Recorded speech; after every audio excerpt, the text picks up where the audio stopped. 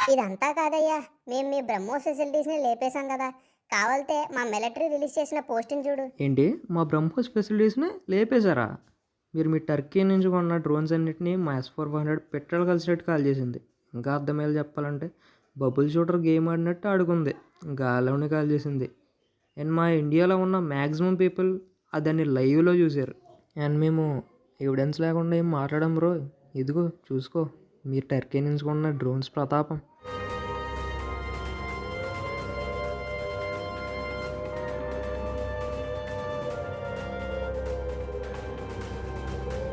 వీడితో వాగి వాగి time waste కానీ పాకిస్తాన్ ఏం బీకింతో నేనే చెప్తా. పాకిస్తాన్ గవర్నమెంటే కాదు, పాకిస్తాన్ ప్రజలు కూడా అలాగే ఉన్నారు. ఎందుకంటే వాళ్ళు ట్విట్టర్లో వేస్తున్న ఈ ట్వీట్ చూడండి. ఈ ట్వీట్లో ఏముందంటే పాకిస్తాన్ ఆర్మీ మన బెంగళూరులో ఉన్న సీ పోర్ట్ని ధ్వంసం చేసిందంట. ఇక్కడ కామెడీ ఏంటో తెలుసా? బెంగళూరులో అసలు సీ పోర్టే లేదు. అసలు బెంగళూరులో సీయే లేదు.